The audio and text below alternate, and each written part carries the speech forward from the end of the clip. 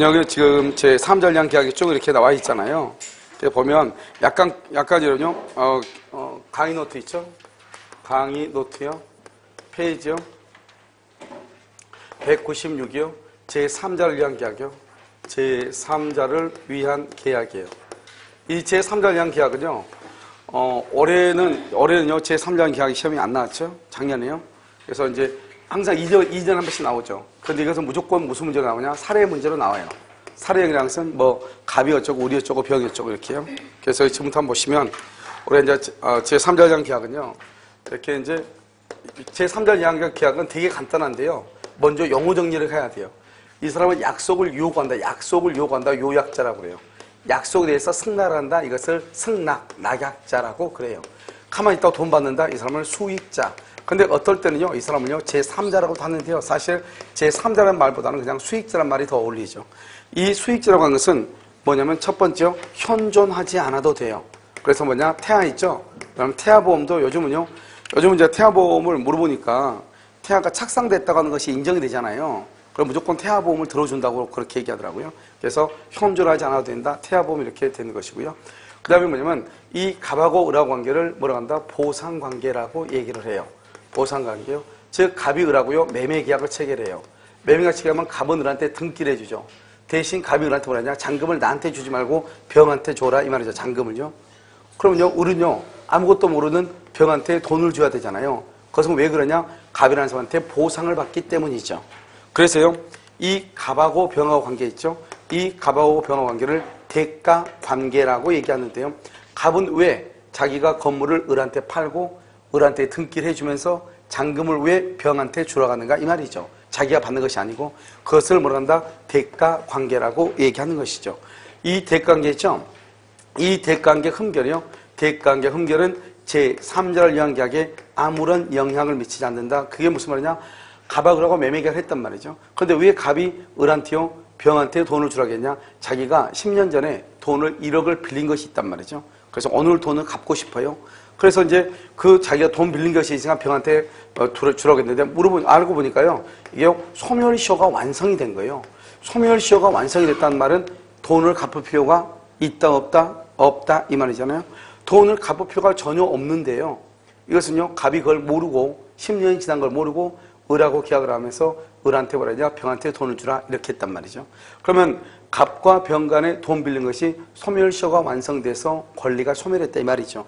그것은 아무런 영향을 미치지 아니한다. 무슨 말이냐? 갑하고 을하고 매매계약에는 아무런 문제가 없다 이 말이죠. 왜요? 갑은 을한테 계약을 했으니까 등기를 해줘야 되고요. 을은요, 잔금을 누구한테 주면 되죠? 원래는 누구한테 줘야 돼요? 갑한테 줘야 되는데 갑이 누구한테 주라고 그랬죠? 병한테요. 그래서 병한테 주면 되는 거예요. 즉 갑하고 병 사이에 돈 빌린 것이 10년이 지나서 소멸시효가 완성되는지 안 되느냐는 것은 자기네들 두 사람 간의 문제이고 갑하고 을하고는 아무런 문제가 없다. 즉 아무런 영향이 없다. 대가관계 흠결이 있어도 갑은 을한테 등기를 해줄 의무가 있고 을이 을의 등기 청구에 대해서 뭐하지 못한다? 대항하지 못한다. 그 다음에 을은 병한테 잔금을 지급할 의무가 있고 병이 을한테 잔금을 달라고 했더니 소멸시효가 완성돼서 채무가 없으니까 나는 줄 수가 없다. 그렇게 할 수 없다 이 말이죠. 그러니까 뭐냐면 여기에서 이 말의 중요성은 뭐냐면 여기서 시험에 잘 나오는데 이게 중요성이 뭐냐면 대가관계의 흠결이 있죠. 그래도 요약자는 낙약자의 청구에 대해서 거절하지 못한다. 그 다음에 낙약자는 수익자의 청구에 대해서 거절하지 못한다. 그 다음에 수익자는 낙약자한테 권리를 할 수 있다. 청구할 수 있고 낙약자는 요약자한테 말 수 있다. 청구할 수 있다. 이런 말이죠. 자, 그 다음에 이 보상관계의 흠결이죠. 보상관계의 흠결이라고 하는 것은 무슨 말이냐? 갑하고 을하고 매매계약이 뭐냐? 을이나 갑이나 갑이 을한테 또는 을이 갑한테 사기나 강박을 했다. 또는 갑이 착오를 했다. 을이 착오를 했다 이 말이죠. 이렇게 해서 계약이 됐다. 그것을 보상관계 흠결이다. 이렇게 얘기하죠. 이렇게 보상관계 흠결은 영향을 받는다. 영향을 받는다는 말은 무슨 말이냐? 사기가 있다. 그럼 뭐 할 수 있다? 취소할 수 있다 이 말이죠. 그러면 영향을 받는다. 취소한다는 말이 무슨 말이냐? 여기가 이 병이죠. 이 병이 수익의 의사표시, 수익의 의사를 뭐한다? 의사 표시를 하든 말든지 이 말이죠. 뭘 할 수 있냐? 갑이나 을은 무조건 사기나 강박을 이유로 뭘 한다? 취소하고 을은 병한테 이행을 한다 안 한다? 이행하지 않을 수 있다. 이게 중요해요. 그러니까 병이 수익의 의사표시를 하든지 말든지 이게 중요해. 알겠죠? 무조건 뭘 한다? 사기나 강박이 있으면 갑이나 을이 사기나 강박이 있으면 무조건 취소하고 그 다음에 을은 병한테 이행하지 않아도 돼요. 그러니까 보상관계 흠결은 제3자 계약에 영향을 미치지만은 뭐냐면 요약자와 수익자 간의 대가관계 흠결은 영향을 미친다 미치지 않는다 미치지 아니한다 이런 말이죠. 그 다음에 이렇게 갑과 을이죠. 이 갑하고 을하고 관계 이것을 뭐냐면 우리는 제3자를 위한 제3자 누구죠? 병이죠. 이 병을 위한 제3자를 위한 계약의 뭐라 한다? 성립 요건이다 이렇게 얘기하죠. 그래서 성립은 어떻게 하냐? 갑하고 을 간에 뭐로 한다? 합의로 하죠. 합의로 하죠. 그래서 갑과 을이 계약의 당사자죠. 계약의 당사자니까 만약에 차고나 사기나 강박이 있으면 여기서 갑이나 을이 무효나 취소나 뭘 할 수 있다? 해제를 할 수 있고 무효나 취소나 해제는 오직 갑과 을만 하는 것이다 이 말이죠. 이것은 병한테 하면 절대로 된다 안 된다? 안 된다. 그래서 뭐 하는 게 예를 들었어요. 을이요 병한테요 잔금을 지급했는데요. 갑이 등기를 안 주는 거예요. 그러니까 을이 갑하고 계약을 보상관계 흠결을 이유로 해제를 했단 말이죠. 해제를 했다 할지라도 을은 이미 병한테 준 대금 있죠. 그 대금을 반환해달라고 청구할 수 있다 없다? 없다. 계약을 무효 취소 해제를 하게 되면 그것은 뭐냐면 무효나 취소로 인해서 부당이득 반환이라고 하는 것이 있어요. 그 다음에 해제로 인한 원상 회복 의무라고 하는 것이 있어요. 이 두 가지 있죠. 이 두 가지는 오직 갑하고 을 사이에서만 일어나는 거야. 갑하고 을 사이에서만. 그래서 갑하고 을 사이에서만 일어나기 때문에요. 어떻게 하는 것이냐. 만약에 무효 취소 해제가 되면 갑이 을한테 을이 갑한테는 청구할 수 있어도 을이요 병한테는 청구할 수 있다 없다? 없다. 이게 아주 시험에 잘 나오죠. 그 다음에 우리가 무효 취소 해제를 할 때는 수익자의 뭐가 필요가 없다? 동의가 필요가 없어요. 왜냐하면 수익자는 계약의 당사자도 아니다? 아니다. 이런 말이죠. 그 다음에 우리는 제3자를 위한 계약이라고 해서는 반드시 이렇게 병한테 돈을 줘야지 제3자를 위한 계약이냐. 그게 아니고요. 어떻게 하냐? 을이 병한테 돈을 빌려줬단 말이죠. 그러면 병은 을한테 돈을 갚아야 되겠죠? 그런데 어떻게 하냐?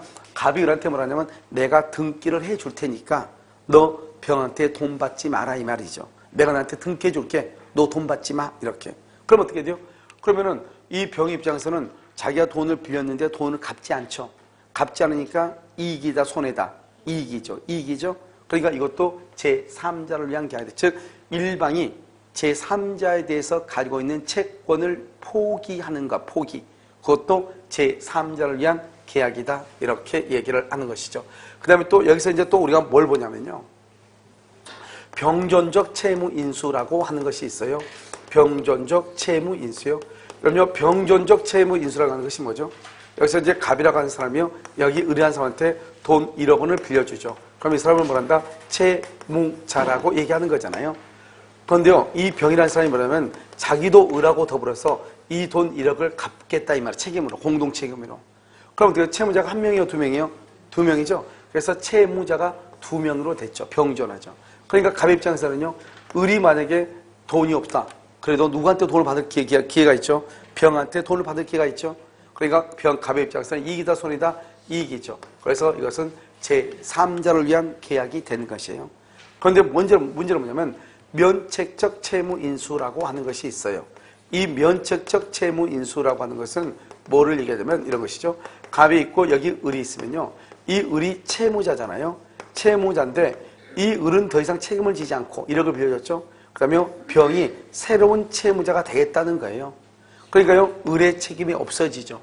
그래서 채무자가 없어지고 채무자가 언제 바뀌죠? 을에서 누구로? 병으로. 우리가 보통 채무인수 그러면 이렇게 면책적 채무인수를 얘기하는 것이죠. 이런 경우는요, 어때요? 갑의 입장에서 봤을 때는 을이 채무자일 때나 병이 채무자일 때나 큰 변화가 있어요? 없어요? 없죠? 그래서 이런 것은 제3자를 위한 계약이 아니다. 이렇게 얘기하는 것이에요. 마지막으로 뭐냐면 이행인수라고 하는 것이 있어. 이행인수요. 이 이행인수라고 하는 것은 뭐냐면 갑이 이렇게 을한테요 돈을 1억을 빌려줬단 말이죠. 그런데요, 을의 친구 병이 뭐냐? 을한테 뭐라냐? 을한테요. 야, 내가 그거 갑한테 대신 갚아줄까? 이렇게 얘기하죠. 그러니까요, 갑하고는 전혀 관계없이 두 사람 사이의 약속에 의해서 한 것이죠. 그러니까요, 이렇게요, 병존적 채무인수라든가 면책적 채무인수가 되면 갑은 병한테 돈을 갚으라고 청구할 수 있는데요. 이행인수는 여기요, 여기 뭐죠? 채무자하고 인수인간 두 사람 간의 합의란 말이죠. 갑하고는 전혀 관계가 없단 말이죠. 그러니까 갑은 병한테 돈을 갚으라고 할 수 있다 없다? 없다 이 말이죠. 알겠죠? 이것을 제3전량 계약이다 아니다? 아니다. 이렇게 얘기해요. 그래서 여러분요, 결론적으로 보면 병전적 채무인수는 제3전량 계약이다. 면책적이나 이행인수는 제3전량 계약이다 아니다? 아니다. 이렇게 얘기하죠. 자, 그 다음에 이제 우리가 이제 수익의 의사를 표시하죠. 여러분, 수익의 의사를 표시하면 어떻게 돼요?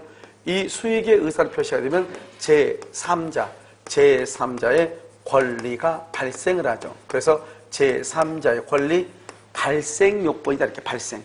제3자의 권리 발생 요건이다. 발생했죠? 제3자의 권리가 발생했죠? 그러니까 어떻게 해요? 권리가 발생했다는 것은 언제 발생하냐? 수익의 의사를 표시하지.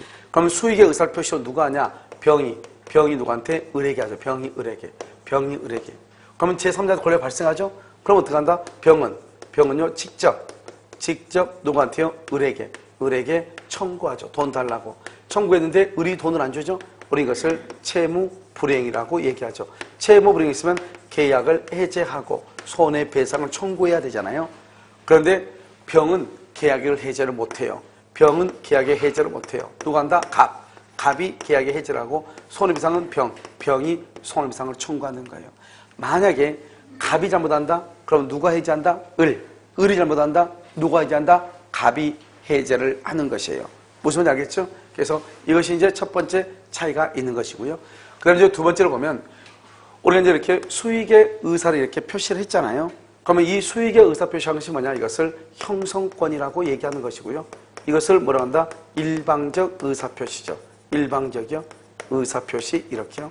그 다음에 이것을 뭐라 한다? 일방적을 단독행위라고 얘기하죠. 그러니까 단독행위는 원칙적으로 뭐를 붙일 수 없다? 조건을 붙일 수 없는데 상대방에 뭐가 있거나 동의가 있거나 채무 면제와 같은 경우로 말 수 있다? 조건을 붙일 수가 있다. 이렇게요. 일방적이란 말이 무슨 말이죠? 우리가 수익의 의사 표시할 때는 을의 동의가 필요가 없다. 이 말이죠. 그냥 병이 그냥 줘? 그러면 되죠. 의사를 표시해야지 권리가 발생하지 의사를 표시해야. 그러니까요, 의사를 표시해야 되죠. 그런데 을이 병한테 채고를 해. 당신 이거 돈 받을 거예요, 말 거예요? 을이 병한테 채고를 했어. 그런데요, 병이 아무런 말을 하지 않아. 그러면 수익이다, 수익 거절이다? 수익 거절. 반대로 가는 거예요. 봐봐. 의사를 표시해야 권리가 발생을 하죠. 그런데 지금 의사를 표시했어, 안 했어? 안 했죠. 안 했으니까 반대로. 발생한다, 발생하지 않는다? 발생하지 아니한다. 그걸 뭐로 본다? 수익을 거절한 것으로 본다. 수익 거절 이렇게 얘기하는 것이에요. 그래서 수익의 의사표시를 말한다. 제3자를 위한 계약의 성립 요건이다. 그러면 큰일 나. 알겠죠? 수익의 의사표시는 제3자의 권리 발생 요건이라고 얘기하는 것이고, 그럼 이건 형성권이죠. 형성권을 뭐한다? 먼저 가등기 할 수 있어요. 수익의 의사표시 양도할 수도 있고요. 그 다음에 상속할 수도 있고요. 그 다음에 채권자 대위권, 채권자 대위권의 객체가 되기도 하죠. 알겠죠?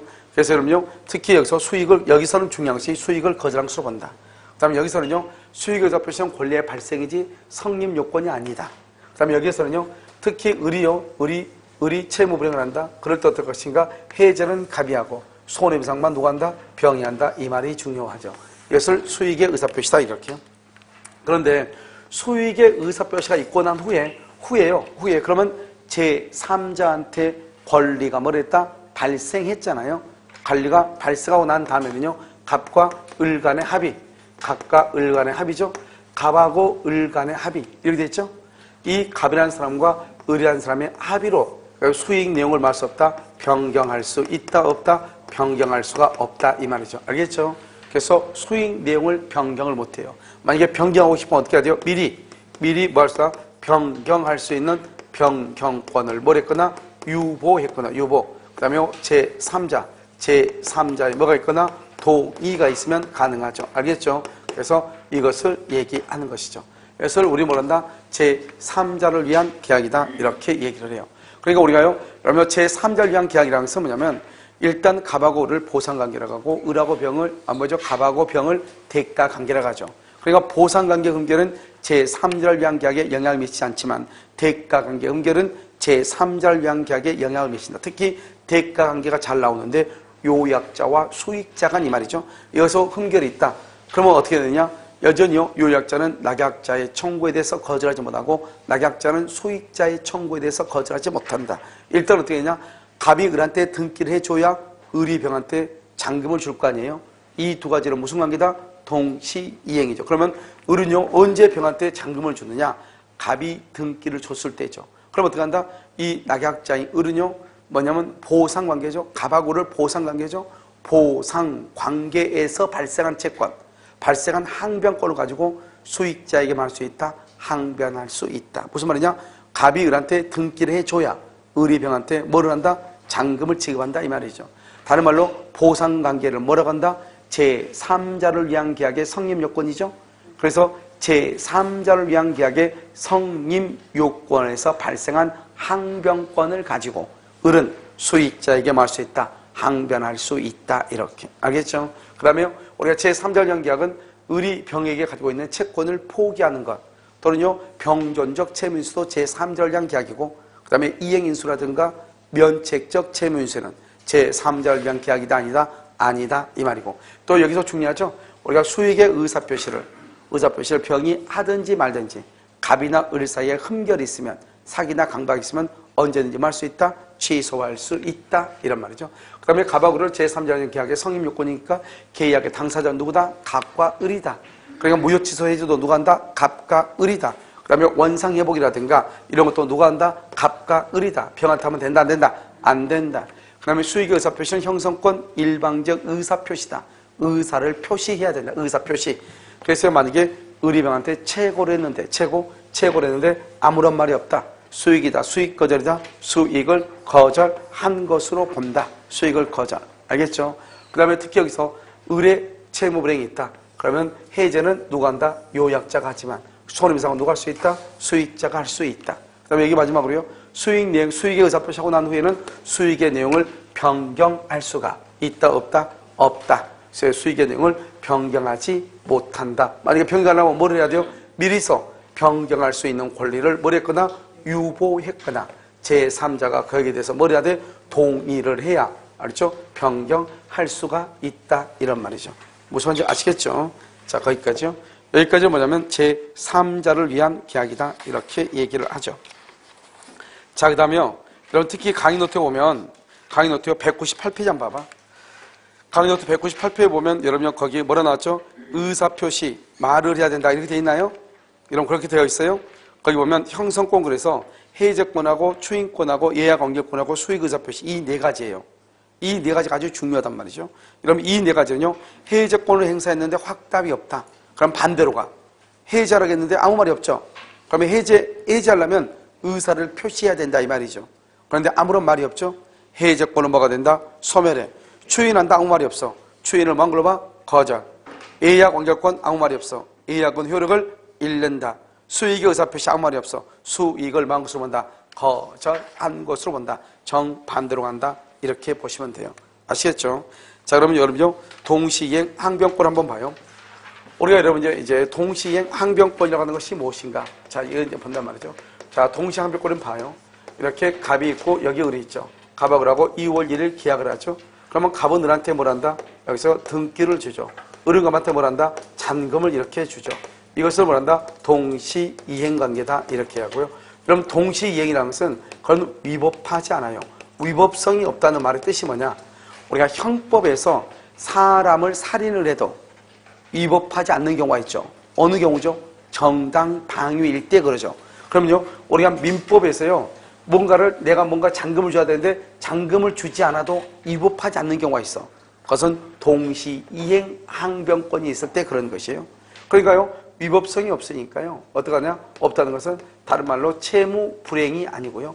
채무 불행이 아니니까 계약을 말 수 없다, 해제할 수 없다 이 말이죠. 그러니까요, 2월 1일 잔금 날짜에는요, 계약을 해제하려면 어떻게 해야 되냐? 이렇게 해야 돼요. 그냥 해제 안 되고 여기서요, 갑이 을한테 등기 서류를 가져왔어. 등기 서류를 줬어. 을한테요.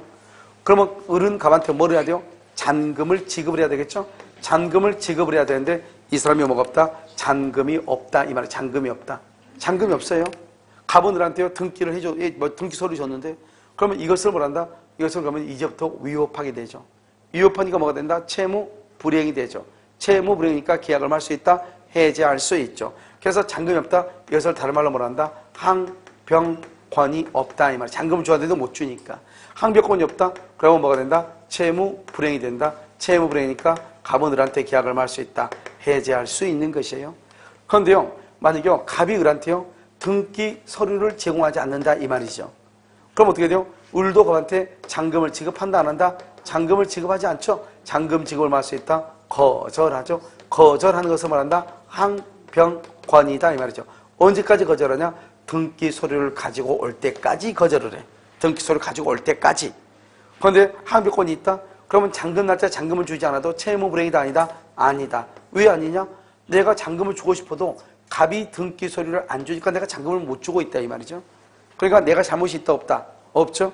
채무 불행 아니니까 계약을 해제할 수 있다, 없다? 없다, 이 말이죠. 그러니까 우리가 항변권이 있다는 것하고 여기는 돈이 없다는 것은 항변권이 없다는 거죠. 항변권이 없다고 하는 것은 전혀 다른 말이죠. 알겠죠? 그래서 우리가 지금부터 항변권이라고 하는 것을 지금부터 배웠는데, 먼저요, 이제 동시행 항변권 이렇게 돼 있잖아요. 먼저 첫 번째요, 하나. 하나예요. 대가 관계가 있어야 돼요. 그래서 서로가요, 유상이죠. 주고받아야 되죠. 그 다음에 뭐가 있냐? 쌍무 계약이 돼야 돼요. 쌍무요. 그래서 우리가 쌍무 계약에만 있는 게 두 가지가 있죠. 쌍무에만 있는 거 뭐가 있어? 오케이, 위험부담하고, 그 다음에 뭐가 있다? 동시에 항변권하고, 이 두 가지는 쌍무 계약에만 있는 것이죠. 알겠죠? 그 다음에 두 가지가 뭐가 있어야 돼요? 대가성이 있어야 되죠. 몇 개예요? 하나가 돼야 되는 하나의 계약이다. 그리고 우리가 봐봐요. 갑과 을이 매매라고 하는 하나의 계약에 의해서 갑은 을한테 등기를 해줄 뭐가 있고 의무가 있고, 을은 갑한테 잔금을 지급할 뭐가 있다? 의무가 생기는 거죠. 그것을 쌍방이 의무를 부담한다. 쌍무라고 하는 것이고, 하나의 계약이죠. 첫 번째요, 별개의 약정이다. 여러분, 별개의 약정. 이 별개의 약정은 세 가지로 보는데, 첫 번째 동시행이 아니에요. 첫 번째 아니에요. 두 번째 당사자의 특약에 의해서 항변권을 인정할 수 있어요. 우리는 하나의 계약이지 별개 따로따로 계약이면 안 된단 말이죠. 그런데 여기서 한번 봐봐요. 원래는 안 돼요. 그런데 특약으로는 돼요. 왜 그러냐? 우리가 채권법은 무슨 규정이다? 임의 규정이죠. 채권법은 임의 규정이라고 하는 말은 당사자 간의 합의로 어떤 것도 할 수 있다, 없다? 있다. 이런 말이죠. 그래서 특약에 의해서 할 수 있다. 이런 말이죠. 특약으로. 알겠죠? 자, 그 다음에 세 번째는요. 세 번째는 뭐냐면 경매가 무효가 된 경우, 경매가 무효가 되죠. 그럼 어떻게 되냐? 왜냐면 배당받은 채권자요. 배당받은 채권자는요, 경락인에게 배당금을 반환해야죠. 배당금. 그 다음에요, 경락인은 누구한테요? 뭐죠? 채무자한테요. 매도인이죠. 채무자한테 등기를 뭐를 해줘야 돼? 말소를 해줘야 되겠죠. 그러니까 봐봐. 채권자는 경락인한테, 알죠? 경락인은 채무자한테. 이 두 가지를 서로가 같아, 틀려요? 전혀 다르죠. 별개란 말이죠. 동시행이다, 아니다 이란 말이죠. 알겠죠? 그래서 딱 하나 말하면 한 번씩 해놨어. 경매가 무효이다. 경매가 무효일 경우는 동시이행이다, 아니다 이렇게 딱 하나. 이걸 뭐란다? 별개의 약정이다, 이렇게 얘기하죠. 자, 두 번째는요. 이건 이제 첫 번째고요. 자, 두 번째는 뭐냐면 우리가 이제 동일성 여부인데요. 채권 양도요. 시험 두 번 나왔어. 채권 양도하고요, 상속이요. 이런 경우는 항변권이 있지만 경계요. 경계는 항변권이 없다. 그럼 경계는 뭐냐? 구채무를 소멸시켜. 이런 구채무를 소멸시킨다는 말의 뜻이 뭐냐? 그래서 이런 것이에요. 봐요. 갑이 을한테요, 돈 1억을 빌렸단 말이죠. 그럼 내가 돈을 갚아야 되는 거잖아요. 근데 내가 돈이 없는 거예요. 내일까지 갚으라는 거예요. 그럼 뭐라 하냐? 그러면 나 돈 없으니까 그러면 당신이 나한테 빌려준 돈 그거 차용증 찢어버리자. 그건 구채무로 소멸. 돈 빌려준 거 없는 걸로 치고, 오늘 그러면 내가 내일 너한테 우리 아파트를 등기해 줄 테니까 소유권을 이전하는 것, 즉 목적물을 인도해 주는 것, 그것으로 다시 계약서를 쓰자 이 말이죠. 알겠죠? 그러니까 구채무를 없애고 새로운 채무를 발생시키는 거예요. 그걸 경계라고 그래요. 알겠죠? 그러니까 구채무를 전부 차용증이 찢어버렸으니까 두 개가 연관성이 있는 것이 아니라 완전 단절되죠. 그런데요, 내일 아파트를 인도해 주기로 했는데요, 오늘 밤에요, 지진이 나가지고 아파트가 뭐죠? 멸실이 된 거예요. 그러면 나는 돈 1억 갚을 필요도 없고요, 아파트를 줄 필요도 없는 거예요. 무슨 말인지 알겠죠? 그것을 경계라고 그래요. 왜요? 돈 빌린 거 없는 걸로 하기로 했잖아요. 그리고 아파트만 주기로 했잖아요. 그런데 아파트가 천재지변에서 쓰러졌잖아요. 내가 줄 필요가 있다, 없다? 없죠. 내가 잘못이 아니니까. 무슨 말인지 아시겠죠? 그래서 그런 것을 경계, 그것은 안 된다 이 말이죠. 채권 양도나 상소의 경우는 된다. 무슨 말이냐? 채권 양도하고 상속은 상속 과정은 볼까요? 이런 거죠. 갑이 있고 여기 을 있죠. 갑이요 을한테요 등기를 해주고 을로부터 뭘 받아? 대금을 받죠. 그런데 갑이 사망했죠. 그러면요 병이 상속을 하죠. 상속을 해가지고 어떻게 돼요? 아들이요 을한테요 뭘 해주고 등기를 해주면서 뭘 받아요? 잔금을 받아야 되겠죠. 알겠죠? 이거나 똑같은 거잖아요. 알겠죠? 이것을 뭐라 한다? 동일성이 있다고 얘기하는 거예요. 알겠죠? 그러니까 채권 양도와 상속은 항변권이 인정된다. 자, 세 번째는요. 목적물요. 물건을 갑이한테 인도해 주기로 했어요. 인도해 주기로 했는데 이 물건이 멸실이 돼. 멸실되니까 뭐가 된다? 이행불능이 되죠. 이행불능이 됨으로 인해서 손해배상 채권으로 바뀌어. 손해배상 채권으로 바뀐다 이 말이죠. 그래서 목적물이 이행불능되어 손해배상 채권으로 바뀌었단 말은 이 물건이 뭐로 바뀌었다? 돈으로 바뀌었다 이 말이잖아요. 알겠죠? 그러니까 이것도 뭐다? 항변권이 있다. 이것도 우리 시험에 서너 번 나왔죠. 자, 그 다음에요. 네 번째로 뭐냐면 우리가 이걸 이제 여러분 조심해야 되는데요. 특히 먼저 매매를 한번 볼까요? 매매 계약을 하잖아요. 매매 계약을 하면 여러분이 어떻게 하냐? 완전한 권리를 이전을 해야 돼요. 그래서 우리가요. 시험이 뭐냐면 우리 판례가 두 개예요. 하나는 뭐냐? 갑하고 을하고 계약을 한다. 그러면 여기서요. 갑하고 을하고 계약을 한다 이 말이에요. 계약을 한다. 그럼 원래는 여러분요. 계약하게 되면 어떻게 해죠? 갑은 을한테 뭐를 주죠? 등기를 주고 여기서 뭘 주죠? 잔금을 주죠. 이게 무슨 관계다? 동시이행이죠. 그럼 동시이행은 채무불행이다 아니다? 채무불행이 아니다. 계약을 해지할 수 있다 없다? 해지할 수 없다고 그랬죠. 그런데 또 판례가 뭐라고 어떤 판례가 있냐? 이렇게 갑하고 을하고 이렇게 해서 이건 잔금은 맞는데요. 여기서 등기도 맞는데요.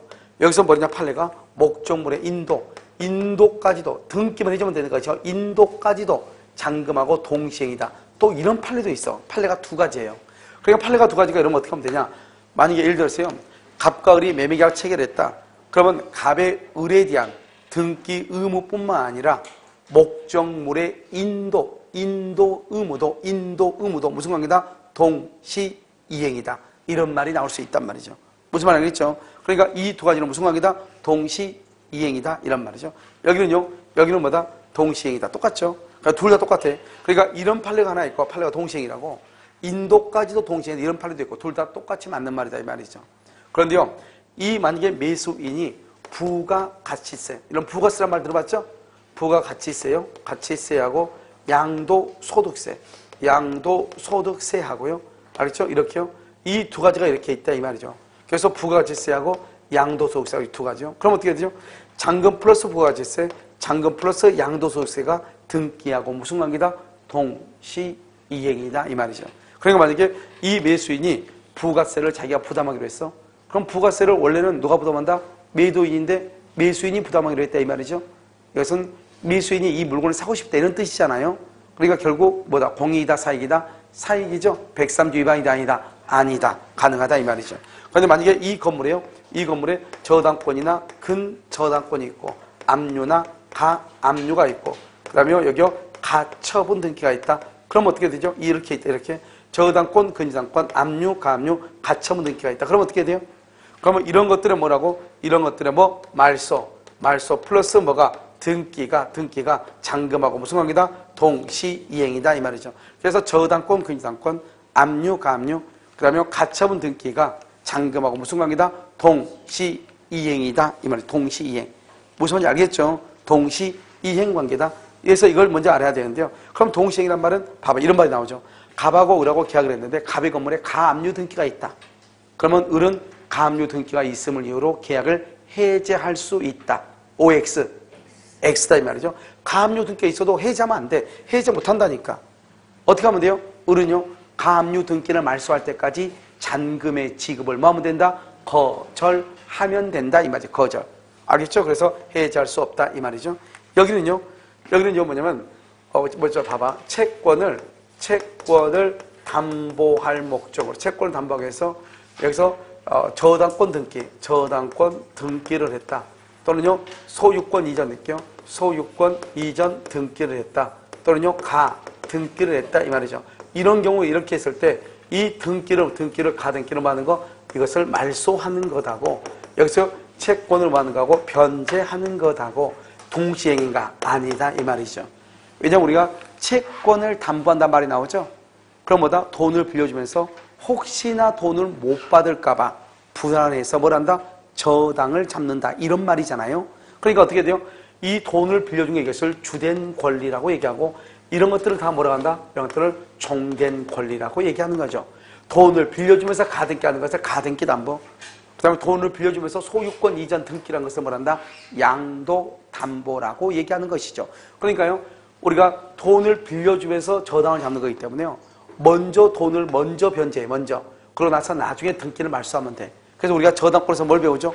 피담보 채권을 변제하면 저당권은 말소 등기 없이 당연히 소멸하고 나중에 뭘 하면 된다? 등기를 말소하면 되는 거잖아요. 알겠죠? 그래서 그럼요, 여기 봐봐. 여기 저당권, 근저당권이 있다고 해가지고 어떤 경우는 동시행이라고 하고 어떤 경우는 동시행이 아니라고 그래. 헷갈리지 말라고. 매매죠, 매매. 매매 계약에서는 완전한 권리를 이전을 해야 되니까 저당권이나 근저당권이 있다 하더라도 그 모든 것을 말소하고 소유권 이전 등기가 동시행이고 채권을 담보한단 말이 나오면 채권이라는 것이 주된 권리고 담보란 말은 무조건 종된 권리예요. 알죠? 동시행이란 말이 있을 수 있다 없다? 없다 이런 말이죠. 이것을 잘 알면 된다. 여기까지 이제 하나고요. 그래서 그 다음에 두 번째는요. 두 번째는 변제기에 있어야 돼요. 변제기. 첫 번째가 뭐냐? 불안의 항변권이에요. 우리가 불안의 항변권이라고 하는 것은 내가 선이행을 해야 되는데 저쪽에서 재산 상태가 악화가 되거나 또는요 재산 상태가 신용 불안이라는 게 있단 말이죠. 그랬을 때 내가 선이행 의무자도 이행을 거절할 수 있다 이런 말이에요. 자, 두 번째는요 이거예요. 우리가 이제 중도금하고요. 중도금을 뭐란다? 선이행이라고 하고요. 그 다음에 여기 잔금이 있어요. 잔금을 뭐란다? 이행기라고 얘기하는 거예요. 중도금하고 잔금이 이렇게 있죠. 알겠죠? 그럼 이러면 어떻게 해요? 여기 중도금하고 이렇게 잔금이 이렇게 있잖아요. 그러면 중도금 어떻게 했냐? 중도금은요, 중도금하고 잔금하고는 동시행이 아니다. 동시이행이 아니죠. 왜요? 먼저 이행을 해야죠. 등기하고요. 그러니까 이것은 동시행이 아니니까 중도금을 할자리 중도금을 안 주면 뭐가 돼요? 채무 불행이 되고 채무 불행을 다른 말로 뭐란다? 이행지체라고 얘기하죠. 그래서 채무 불행 이행지체가 되죠. 그럼 여러분 이행지체가 되면 그럼 어떻게 돼요? 지연이자를 내야 되죠. 지연이자. 지연이자를 내야 되고요. 그래도 안 되면 뭐란다? 계약을 말 수 있다. 해체할 수 있다. 이런 말이죠. 그런데 여기요. 잔금은 등기하고 동시행이에요. 그러니까 잔금 날짜에 잔금을 주려면 등기가 있어야 잔금을 줄 거 아니에요. 그러니까 등기를 안 주죠. 그럼 당연히 내가 잔금을 준다 안 준다? 안 주죠. 안 줘도 채무 불행이다 아니다. 채무 불행이 아니고 그래서 이행지체이다 아니다. 이행지체가 아니고 이행지체가 아니니까 지연이자 다른 말로 지연 배상을 한다 안 한다? 안 하죠. 계약을 해지할 수 있다 없다? 해지할 수 없다 이 말이죠. 항상 봐봐. 동시이행일 때는 계약을 해지를 못한다고 그랬죠. 그러면 해지를 하려면 그럼 어떻게 해지하려면? 해지하려면 어떻게 해야 된다? 항상 해지하려면 자신의 채무를 제공. 이 말을 꼭 넣어야 돼. 자신의 뭐를? 채무를 뭘 해서? 제공해서 상대방을 뭐에 빠뜨려야 돼? 이행지체에 빠뜨려야 돼. 여러분요 우리가 위험부담한테 얘기했잖아요. 동시이행일 때는 해지를 못해요. 그런데 내가 해지를 하고 싶어요. 그러면 자신의 채무를 제공해서 상대방을 뭐에 빠뜨려? 이행지체에 빠뜨려. 즉 채무불행으로 만들어. 그래야지만이 계약을 해지할 수 있어. 알겠죠? 이게 하나의 세트란 말이죠. 그럼 여기서 이제 어떻게 되는 것이냐? 여기서 이렇게 갑이 있고 을이 있잖아요.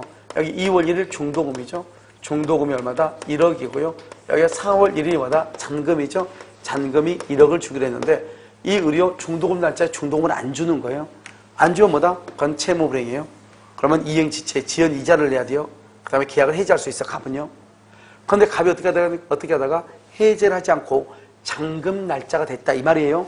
그러면 잔금 날짜가 되면 선이행 의무자가 이행을 하지 않고 있다가 뭐가 된다? 이행기. 상대방 채무에 이행기가 들어야죠. 이행기가 들어야죠. 그럼 그때부터는 무슨 관계다? 동시이행이 돼. 동시이행은 채무불행이 아니다? 아니야. 이자를 낸다 안 된다? 안 내. 해지할 수 있다 없다? 없다. 이렇게 되는 거예요. 그래서 어떻게 돼요? 중도금이 있고 여기 뭐가 있다? 잔금이 있죠? 여기 1억이고 여기 1억이잖아요. 그러면 중도금 날짜 중도금을 안 주면 갑은 계약을 해지할 수 있는 거예요.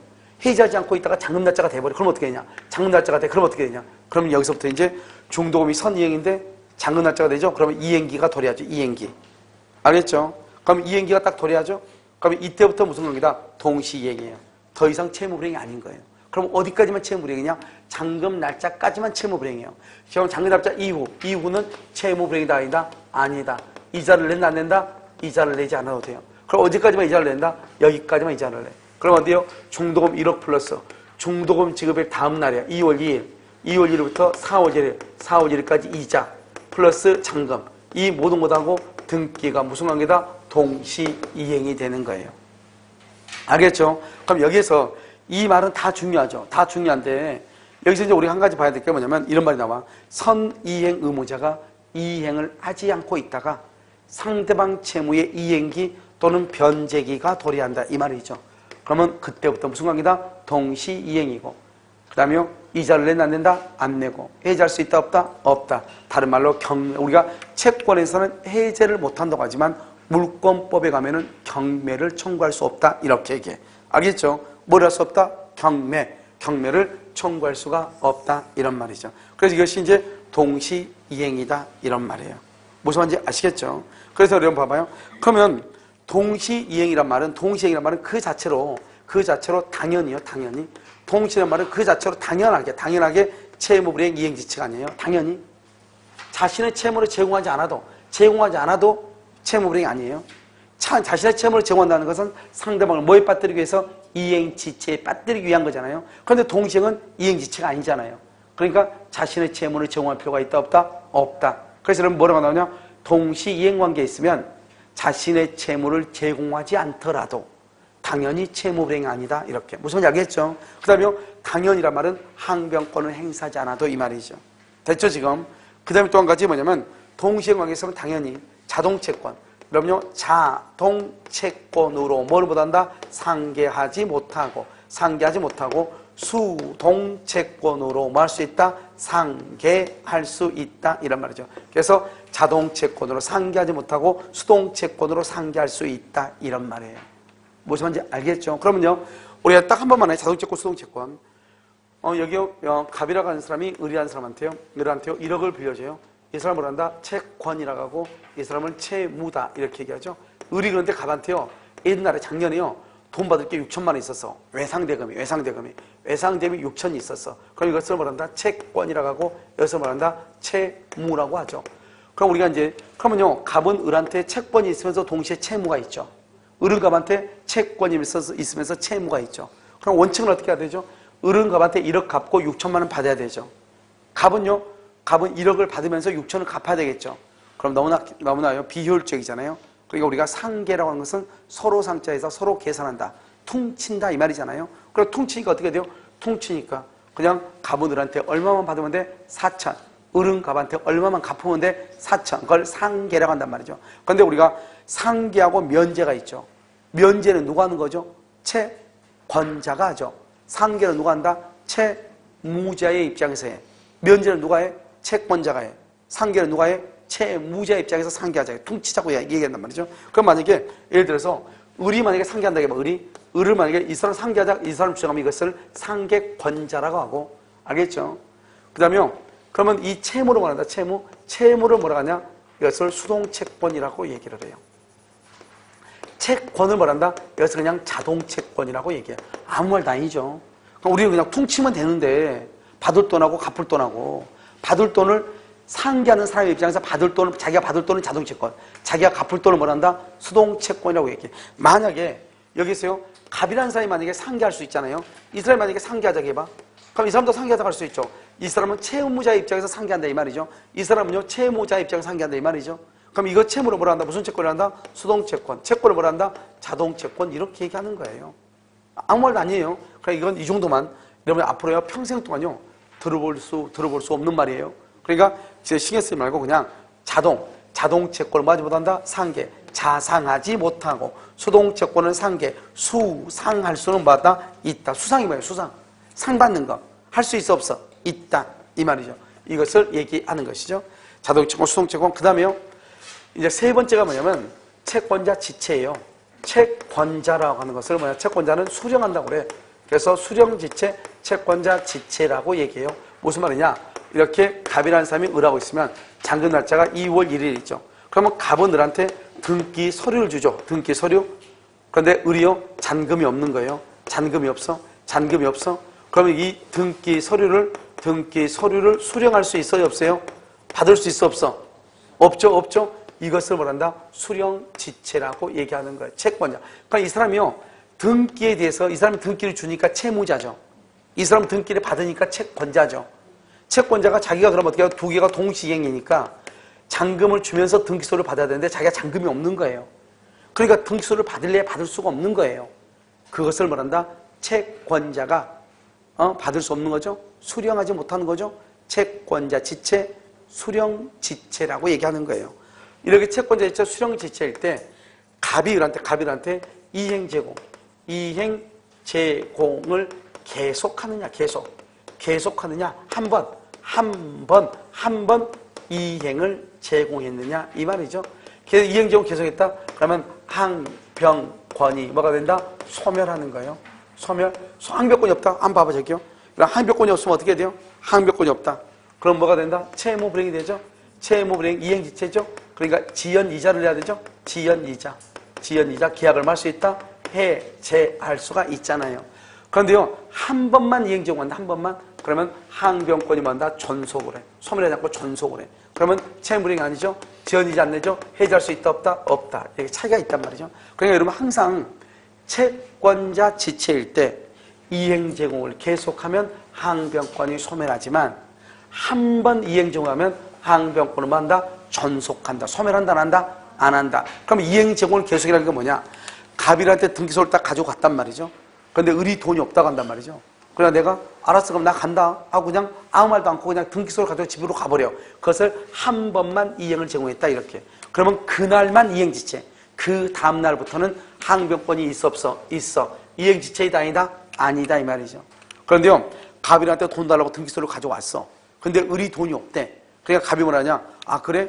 그러면 이렇게 하기로 하자 하면서 내가 그러면 이 등기소리를 중개업자 사무소에다 맡겨놓을게. 너 언제든지 잔금 마련해서 바꾸어 가라. 교환해 가라 이 말이죠. 내가 누구누구 법무사 사무소에다 등기소리를 맡겨놓을 테니까 언제든지 잔금을 가져와서 교환해 가라 이 말이죠. 또는요, 내가 그냥 가는 게 아니고 내가 이 등기소리를 그대로 가지고 집에 가지고 가서 놔둘 테니까 너 언제든지 잔금 준비되면 나한테 전화해라. 그럼 내가 언제든지 즉시로 줄게 이렇게. 이런 말을 해야 돼. 이런 말을 하는 것을 뭐란다? 이행제공을 계속했다고 얘기해. 그럼 이행제공을 계속하죠? 그런데 그러면 그 사람이요, 잔금을 한 달 뒤에 잔금을 마련해서 왔다 이 말이죠. 그러면 한 달간에 뭐를 받을 수 있다? 이자를 받을 수 있다. 그리고 그 한 달 안에 계약을 뭐 해버릴 수도 있어? 해제해버릴 수도 있고. 그런데 아무 말도 하지 않고 등기소리를 가지고 가버리지 아무 말도 않고 그럼 더 이상 계약을 해제할 수 있다 없다? 없다 이런 말이에요. 무슨 말인지 알겠죠? 그래서 채권자 지체에 빠졌다 해서 항변권이 언제나 소멸하는 것은 아니다. 이 말이 중요하죠. 여기까지가 이러면요, 동시행항변권이죠. 동시행항변권은 536조에 가는 조문 하나밖에 없어. 하나밖에 없는데 1항 2항 하나밖에 없는데 내용이 엄청나게 많죠. 내가 지금 얘기하는 모든 것은 다 그것은 판례에 관계된 판례. 알겠죠? 자, 그 다음에요.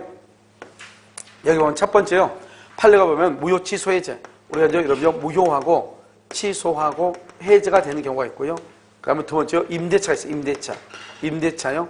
임대차가 이렇게 있고요. 세 번째요. 변제가 있어요. 변제가 이렇게 있고요. 그 다음에 여기 뭐냐? 어음이라고 하는 게 있어요. 어음의 반환 이렇게요. 이것을 우리가 이제 암기해야 돼요. 봐. 무효나 취소나 해제가 되죠? 이 무효나 취소나 해제가 되면 무효나 취소는 부당이 되고 해제는 원상의 의무인데 이것을 반환해야 돼. 반환 의무가 있는데 무효나 취소나 해제로 인한 반환 의무는 동시이행이에요. 동시이행. 그럼 봐봐요. 여기 임대차죠? 여기 임대차잖아요. 그럼 임대차는 그럼 어떻게 돼요? 임대차. 여기 임대차 계약에서 우리가 뭐냐면 보증금 반환이죠. 보증금 반환은 무조건 동시이행이에요. 임대차에서 보증금은요. 무조건 동시이행이에요. 그런데 임대차에서는 그런데 임차권 등기 명령이죠. 임차권 등기 명령에 의해서 등기가 된 경우 그건 동시행이다 아니다? 아니다. 임차권 등기 명령에 의한 경우는 등기가 먼저 동시행이 아니에요. 왜 임차권 등기라냐? 임대차가 종료가 됐어. 그런데 임대인이 보증금을 반환하지 않아. 반환하지 않으면 내가 이사갈 수 없잖아요. 그러니까 어떻게 한다? 할 수 없이 건물 소재지 지방법원에 임차권 등기 명령에 의해서 등기를 하고 간단 말이야. 등기를. 그럼 내가 등기하게 된 이유는 보증금을 반환하지 않으니까 등기를 한 거잖아요. 그러니까 이 등기를 말소해달라고 하려면 어떻게 해야 돼요? 보증금을 먼저 반환해야죠. 먼저. 그러니까 동시행이 아니란 말이죠. 알겠죠? 먼저 해야 되니까. 변제는요, 변제하면서는 영수증을 달라가는 것은 동시행이에요. 영수증. 그런데 채권증서가 뭐냐? 차용증이에요. 차용증을 달라가면 절대로 안 돼요. 알죠? 차용증 언제 해야 되냐? 돈 다 갚고 돈을 갚으면서 영수증을 달라고 그래. 그리고 나서 이제 차용증을 달라게 하지. 차용증 안 주면 돈을 못 갚겠다. 그러면 큰일 나. 알겠죠? 영수증하고 변제는 동시행이지만 채권증서, 차용증은 먼저 돈을 다 갚고 난 다음에 차용증을 달라게 해야 돼. 아시겠죠? 그 다음에 우리가 이제 어음이죠. 어음을 발행한 경우는 어음금을 변제하잖아요. 변제할 때 어음을 반환해 달라게 해야 돼. 동시에. 나 지금 어음금 갚으러 왔으니까 당신도 어음을 달라. 그래서 어음금의 변제와 어음의 반환은 무슨 관계다? 동시이행이다. 이란 말이죠. 알겠죠? 동시이행이다. 이렇게. 그래서 여기까지를 여러분이 뭐라 한다? 동시행인데, 그럼 동시행이라는 것을 딱 보면 뭐가 되냐? 되게 중요하죠, 동시행은요. 동시함력권은요. 그런데 이게 양이 엄청나게 많죠. 그럼 동시행은 어떻게 해야 되느냐? 이게요, 하나의 이제 우리가 뭘 보냐면, 제목을 한번 보는데 보면은, 먼저 뭐라 나왔죠? 대가관계, 이렇게 나와 있죠? 대가관계, 뭐죠? 하나의 대가관계인데 쌍무계약이죠? 첫 번째, 별개의 약정은 된다. 별개는 안 돼. 하나니까. 특약으로 가능하다. 그런데 별개라고 하는 것은 뭐냐? 경매가 무효일 때가 별개이다. 한 번 딱 씹어놨어. 경매가 무효일 때. 배당금 반환 의무와 등기 말소는 무슨 관계다? 동시이행이다. 그 다음에 두 번째는요, 동일성 여부죠. 그래서 상속하고 채권 양도는 된다. 경계가. 뭐죠? 동시이행이. 근데 경계는 된다, 안 된다? 안 된다. 목적물이 멸실을 돼서 이행불능으로 인해서 손해배상 채권으로 바뀌죠. 그럼 무슨 관계다? 동시이행이다. 우리가 저당권 향해서 두 가지가 문제가 된다. 하나는 채권을 담보하기 위해서 저당권, 하나는 매매계약에서 저당권이다. 매매라고 하는 것은 언제나 완전한 권리를 이전한다. 그래서 매매계약에서 목적물의 저당권이나 근저당권이나 압류나 가압류 등기가 있다. 그러면 저당권, 근저당권, 압류, 가압류 등기, 말소 플러스 소유권 이전 등기가 잔득금의 지급과 무슨 관계다? 동시이행이다. 채권을 담보하기 위해서 저당권을 했다. 그러면 저당권 말소가 채권의 변제와 동시이행이다, 아니다? 아니다. 담보 그러면 절대로 안 된다. 불안의 항변권이다. 선이행 의무자도 신용불안이라든가 재산상태의 악화 등의 사유가 있으면 동시이행 항변권을 주장할 수 있다. 그 다음에 여기 이게 아주 중요하죠. 중도금이 선이행이죠. 선이행인데 이행을 하지 않는다. 채무불행이다. 이행지체다. 지연이자를 내야 되고 계약을 해지할 수 있다. 그런데요, 만약에 상대방 채무가 변제기, 즉 이행기에 달았다. 잔금, 그러면 동시행이죠. 그러면 동시행은 채무불행이 아니죠. 이행지체가 아니죠. 지연이자가 없다. 계약을 해지할 수가 없다. 그러면 동시이행 항변권일 때 계약을 해지할 수 없는데 동시행 관계했을 때 계약을 해지하고 싶어? 그럼 어떻게 한다? 자신의 채무를 제공하여 상대방을 뭐에 빠뜨려? 이행지체에 빠뜨리면 계약을 말 수 있다. 해지할 수 있다. 그러니까요, 중도금 날짜에 중도금을 지불하지 않고 있다가 잔금 날짜가 도래하면 어떻게 될 것인가? 중도금 플러스 중도금 지급일 다음 날부터 잔금 지급일까지 중도금에 대한 이자 플러스 잔금이 등기하고 무슨 관계다? 동시이행이다. 그러니까 잔금 지급일 이전에 대해서 지연이자를 책임을 지지만 잔금 지급일 이후부터는 지연이자에 대해서 책임을 진다, 안 진다? 안 진다. 이런 말이죠. 그 다음에요, 우리가 여기 보면 수령지체죠. 수령지체에 빠졌다 해서 언제나 항변권이 소멸하는 것은 아니다. 이행의 제공이 계속이다. 계속 항변권은 소멸하지만 한 번 제공했다. 항변권은 소멸하지 아니한다. 이렇게. 그 다음에 무효 취소 해지로 인한 반환 의무는 무슨 관계다? 동시이행이다. 반환 의무는. 그 다음에 임대차에서 임대차가 종료하면 보증금 반환은 무조건 동시행인데, 그 다음에 임차권 등기 명령에 의해서 등기가 된 경우 보증금 반환과 등기 말소는 동시행이다, 아니다? 아니다. 변제와 영수증 교부는 무슨 관계다? 동시이행이지만 변제와 채권 증서의 반환은 동시이행이다, 아니다? 아니다. 먼저 변제를 해야 된다. 어음금의 변제와 어음의 반환은 무슨 관계다? 동시이행이다. 이렇게. 여기까지가 여러분요, 뭐냐? 동시이행 항변권이고, 여러분요, 강의노트 201페이지 맨 위를 한번 봐봐. 강의노트 여러분요, 201페이지 맨 위를 한번 보면 거기 뭐라 하죠? 동시이행 항변권의 성립 요건이라고 되어 있나요? 성립요건이 되어 있어요? 거기 있는 그 제목을 보면서 여러분요, 제목을 보면서 내용을 다 알아야 돼. 제목을 보면서. 무조건 공부하는 것이 아니고. 그래서 하나의 대가관계인데 쌍무계약이죠. 그건 뭐냐면 별개 약정 안 된다고 되어 있죠. 그런데 특이하게 해서 되죠. 그럼 안 되는 이유가 뭐냐? 경매가 무효일 때 이런 식으로. 그 다음에 뭐다? 동일성 유지죠. 상속이라든가 채권 양도는 되지만 경기는 안 된다. 목적물의 인도 의무가 이행불능으로 인해서 손해배상으로 바뀌죠. 그러면 항변권이 인정된다. 매매는 완전한 권리 이전이죠. 그리고 저당권, 저당권, 감유 등기, 말소와 소유권 이전 등기가 무슨 관계다? 동시이행이다. 이렇게. 변지와 담보권 소멸은요? 변지와 담보권, 채권하고 담보권 소멸은 동시이행이다. 아니다? 아니다. 그 다음에 가운데 2번은요. 상대방 채무에 변제가 있어야 되죠. 선이행 의무자, 중도금 지급 의무자가 중도금 지급하지 않고 있는 사이에 상대방 채무의 변제기가 도래했다. 그러면 그때부터는 무슨 관계다? 동시이행이다. 잠깐 나왔죠? 알겠죠? 오른쪽이요. 일회성 원칙 수령지체죠. 수령지체일 때 이행 제공을 계속한다. 그러면 항변권이 소멸하죠. 한 번 제공한다. 항변권은 소멸한다, 안 한다? 안 한다. 이렇게. 알겠죠? 그래서 이런 201페이지 보면 맨 위에 201페이지 맨 위에 보면 박스 있죠? 그런데 지금까지 뭘 보고 있었죠? 내가 분명히 201이라고 했는데 맨 위에 보면 박스 있죠? 그 박스 왜냐면 양이 많은 것들은 목차를 보는 거예요. 목차를 보면서 안에 내용을 연상하면 돼. 무슨 말인지 알겠죠? 그래서 목차를 보는 것이 아주 중요하다. 이런 말이죠. 그럼 잠깐 쉬었다.